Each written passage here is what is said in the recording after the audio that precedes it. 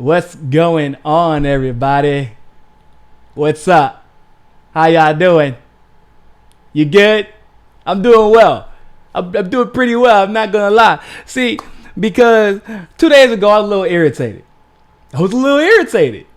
Because for some reason, progressives decided to take seriously an article by Fox News when the author of that article couldn't even provide. This article said that Tulsi is courting big Wall Street donors. In this article, they didn't provide the invitation. Didn't really give any details. They gave a little bit. Didn't give a lot of details about it. Didn't really say how this breakfast, quote unquote, fundraiser came to be. It was supposedly an article about Biden, Buttigieg, and Tulsi. Tulsi's face ended up in the center of it. She was the subject of the first paragraph, the subject of the second paragraph, damn near the subject of the third. I think it was like one paragraph, maybe 1.5 paragraphs, where Tulsi was not the subject. And yet the article itself, and it was clear because the man who wrote the article on Twitter basically started trolling people. And it was only in regards to Tulsi and nobody else. So that's what the article was about. It was framed to attack Tulsi. Now that would be the biggest damn clue that maybe, just maybe, I should take a pause real quick, right? Maybe I shouldn't be making these videos attacking Tulsi just yet. Maybe, just maybe, if I'm an activist, I shouldn't be pointing fingers yet because, once again, I'm an activist and I've been a journalist and I've been in the field politically, and I've seen this type of thing happen to Bernie where people tend to exercise much more caution before they spread misinformation and start asserting certain claims. I said that, right? Y'all saw the videos. Y'all need to chill. I need to chill. I said that. Some people listened. Some people did not. But at the end of the day, I was very specific. I said, if I'm telling you something, unless I retract it, which I've had to do, I literally had to do it the other day when I made a mistake. If I'm telling you something, I'm telling you what I know. I've said already, and it's crazy because that story, which by the definition of this Fox business and all the people that decided to attack Tulsi, there was a situation, or not even a situation, a lunch. It was a lunch in LA that was held by some prominent Armenian people, actors, well-known people from Lebanon as well, basically people with money. But the whole actor thing, that doesn't really stack up as well, right? Don't get a lot of fear mongering, a lot of emotional reaction out of actors. A bunch of actors got together and held a lunch for Tulsi. Okay, I guess. A bunch of Muslim actors and Christian Armenian actors. See, and that's also the thing too, because then they couldn't perpetuate the myth that she's Islamophobic. So, but a bunch of Muslim actors, Christian Armenian actors, and marginalized people who happen to have money as well, and magazines and things like that. Hell, the person who organized it is literally a member of the Screenwriters Guild. And yet that story, which was based in the exact same context as this story, except for one word, Wall Street, got no traction. I know because I was there.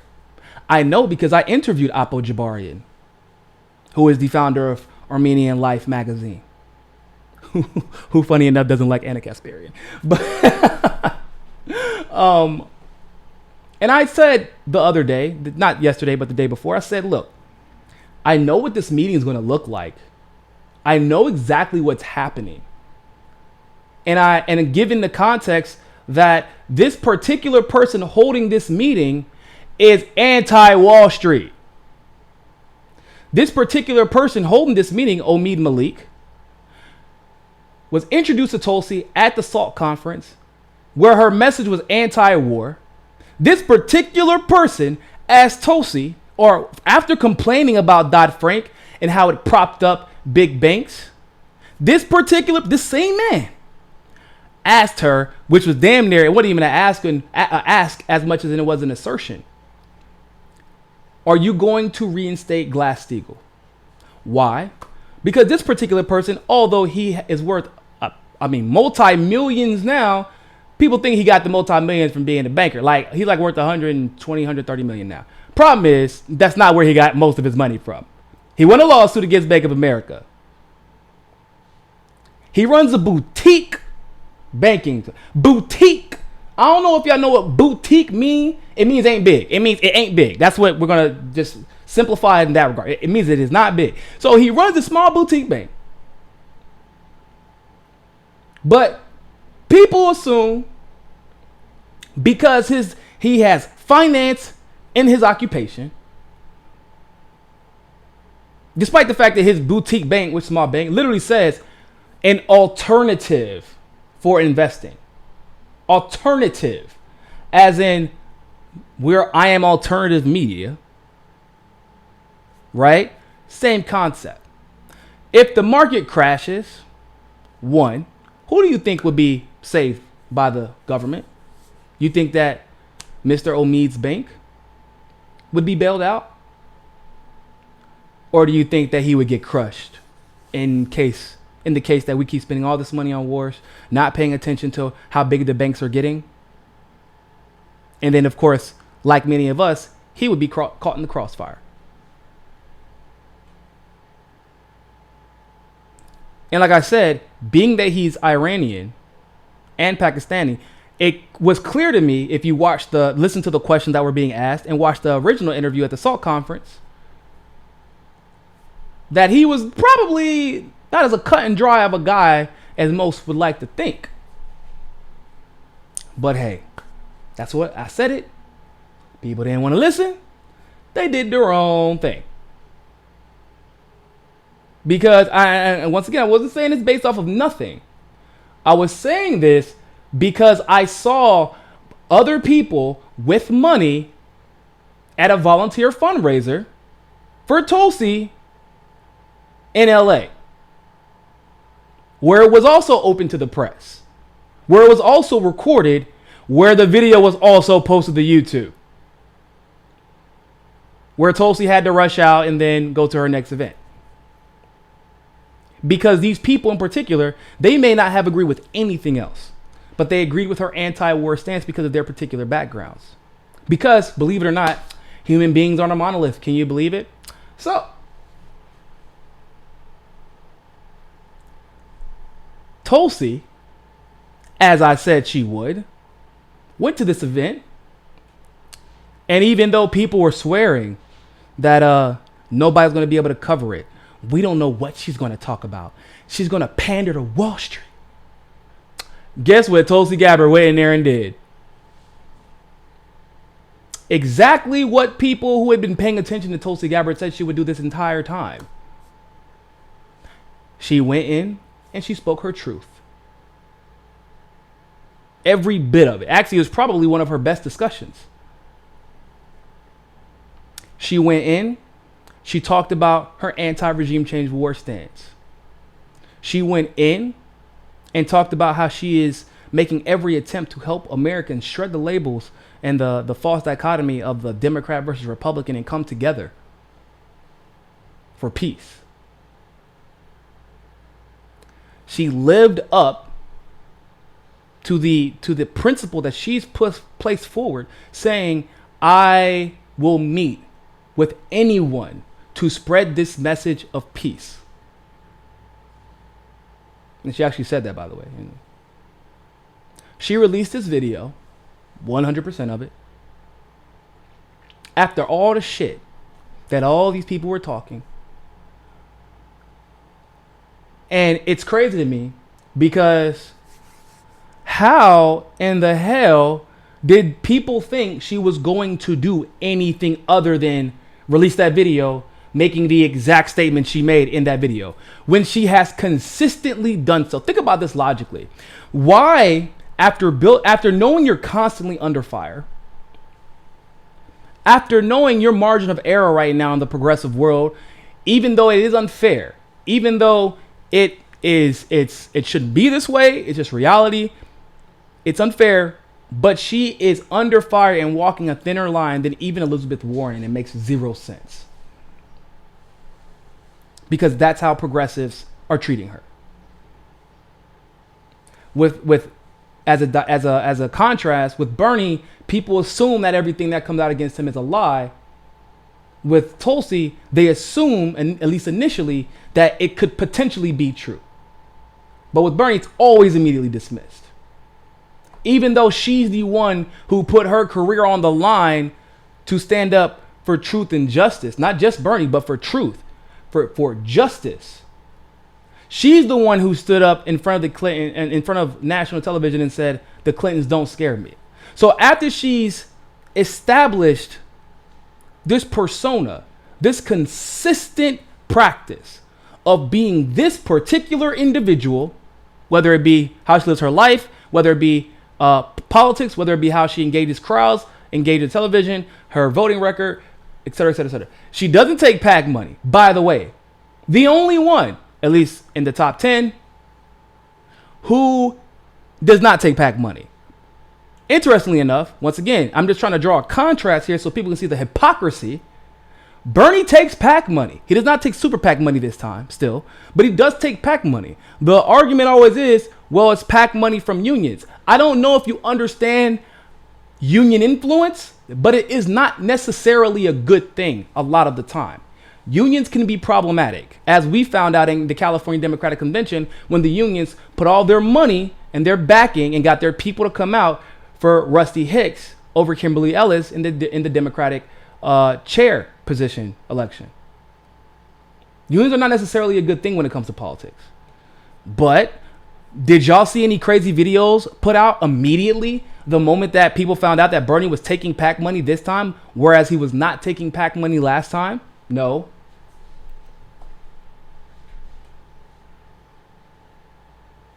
Because they trust Bernie's judgment, as you should, in that regard. Money has not corrupted him before. I doubt it's going to corrupt him now. But in the case of the woman who was getting every type of political favor you could ask until 2014, 2015, she literally gave it all up. And so after building her credibility for this amount of time in such a critical period in her campaign, right before she's about to have all the attention in the world put on her, people were simple enough to think that, you know what, I'm going to throw all of this away to court big Wall Street donors. That's what. For what? Maybe $10,000 that they would blow through in 2 weeks. Really? Really? Where is the common sense in that? You can call Tulsi what you want, but stupid is not one of those descriptions.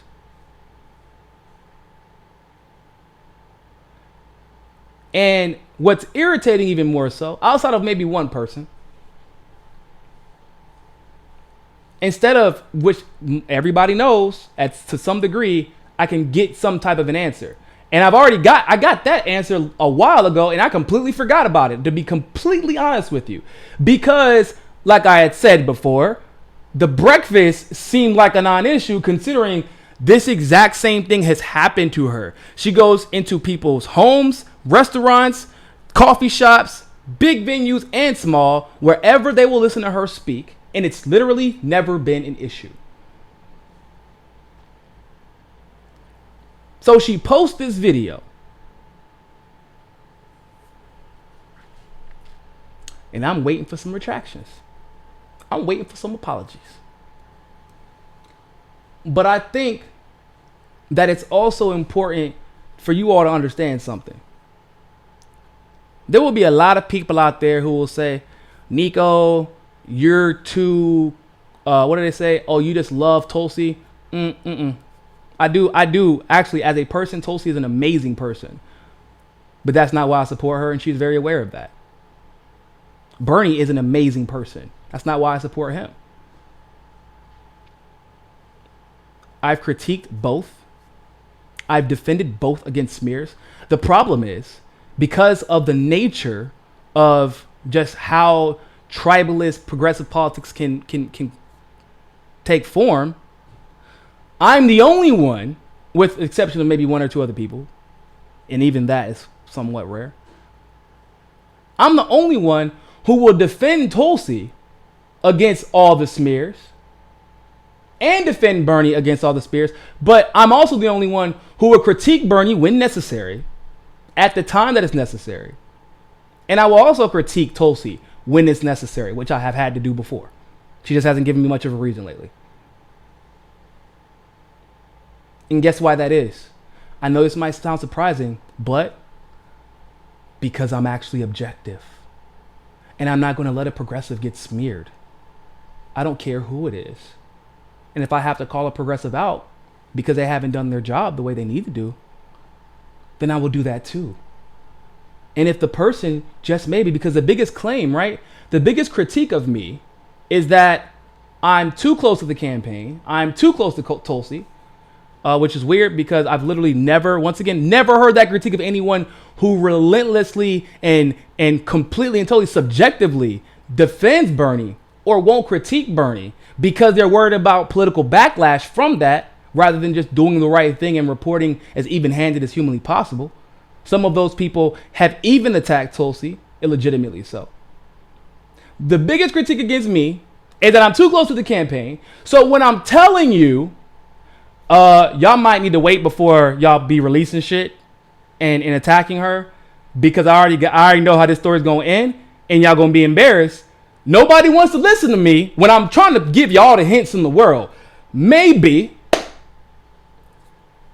just maybe, if I'm telling you something about the campaign, I'm telling you something I know. I said they were going to release the video. They did. Didn't I say, give it a second? Tulsi is traveling. She will do her video about Julian Assange in a few. Let her get together, get her makeup on, get right. And I promise you the response from Julian Assange will not disappoint you. Correct? Correct. I said the same thing. Why hasn't Tulsi spoken out about Ilhan Omar? Why? I said, first of all, she probably has. I mean, she had already done it before that. But she was so far ahead of the game because she had already defended Ilhan Omar, because she had already seen what direction the Republicans were taking in trying to attack Ilhan. She is so far ahead of the game on that they missed it. So she had to do another one. And guess what she did? You think she sent her staff out to tweet about it? No. She did a professional video breaking down exactly how Ilhan Omar was being attacked, why it was wrong, and also explaining that Ilhan is being attacked for being anti-war. The real reasons why Ilhan was being attacked. And I told y'all I was coming. So once again, you can blame it on me being too close to the campaign. But I don't give a damn how long you've been here, or how long you've been watching other channels compared to watching here. But if you're not going to get anything from me, I'm the pillar of consistency to a fault. I could have 100,000 subscribers if I was like some of these other channels already. If I played into the identity politics, if I played the partisan political game, I could have the same damn amount of subscribers as a lot of these guys. But I don't got, bro, I'm an activist. Tulsi is an activist. And activists think alike. And I'm a populist as far as my politics is concerned. And Tulsi's a populist. And populists think alike. The same way that I would urge someone to practice skepticism when they're seeing a nonsensical story about Bernie, like Bernie, the millionaire who's too disconnected from society. Come on, bro. Nobody believes that. Nobody believes that because it's silly. Now, the story about Tulsi from Fox Business was just as silly. It was. But unlike anyone being stupid enough to perpetuate The claims that Bernie is somehow a disconnected millionaire who's just never related to society and has 18 houses and da-da. Like, nobody was stupid enough to perpetuate that nonsense because they knew they would be shut down immediately. But people are all of a sudden, like, believe that all of a sudden Tulsi is going to completely renege on her message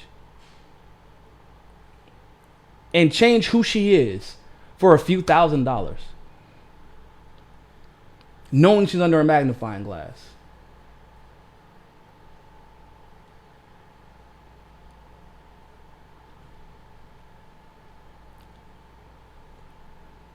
Tulsi is on your team. I don't know how else to say it. Every single time that one of these articles drop about her, Anna Kasparian tried to assert in some way, form, or fashion that Tulsi was against the Hyde Amendment or for the Hyde Amendment, even though there are multiple articles that have already come out that says Tulsi does not support the Hyde Amendment.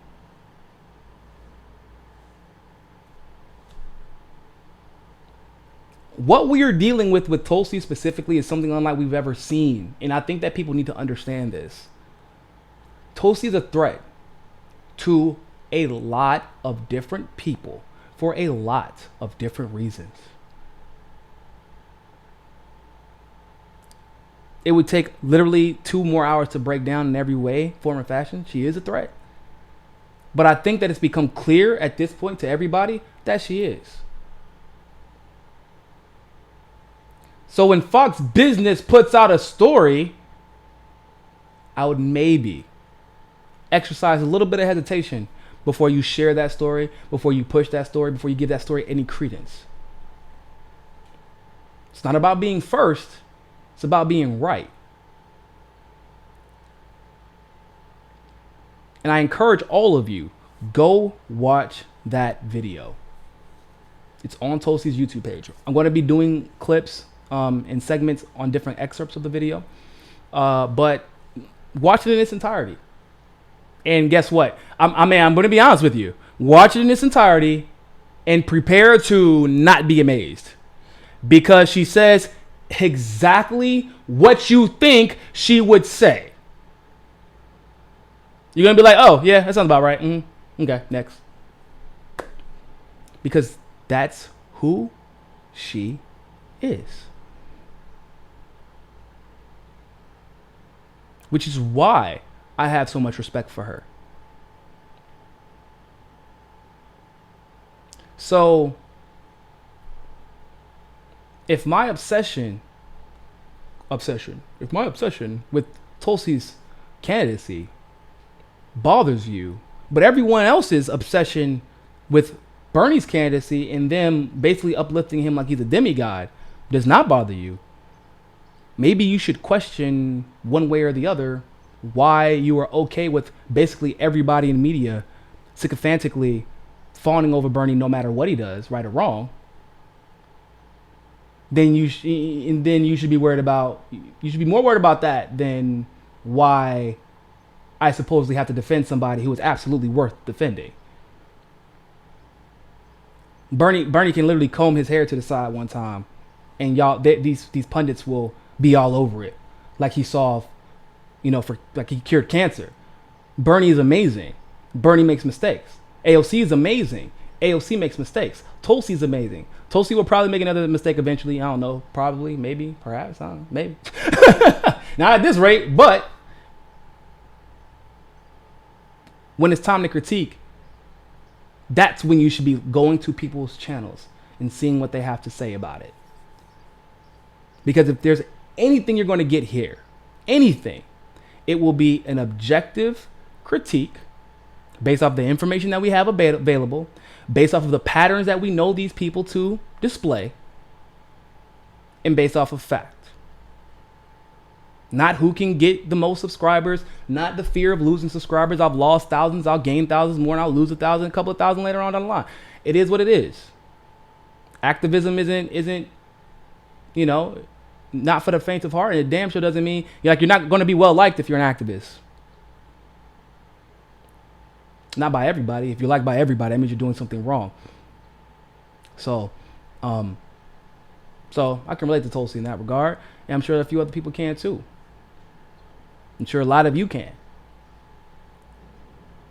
We need to learn how to pump the brakes and be critical of those around us who are claiming to have the story, claiming to have all the answers, but couldn't even see what was right in front of them, even though they had the ability to get it. They know who I am. They know where I'm at. They know who I be with. They know who I hang out with. They know what we do. They know my people are activists. They know, like, Fee and Pasta are activists. They know we're in the trenches. They seen the pictures. They seen the video. So they know we're there. All they had to do was watch the video. All they had to do was ask. They could have even reached out to me individually, but they chose not. They chose not. One person reached out to me individually. But everybody else chose not to. And they got the story wrong. Private. Okay. So with that being said, people, thank you all so much for tuning into that live stream segment of MCSC. I will be doing some other segments throughout the day covering that story, namely some of the things she said in the meeting, which you're going to love. Yeah, other than that, you know, become a Patreon donor. You can go to www.patreon.com/MCSC, or you can donate in the Patreon link in the description below. And remember, more than anything else, people, find your balance.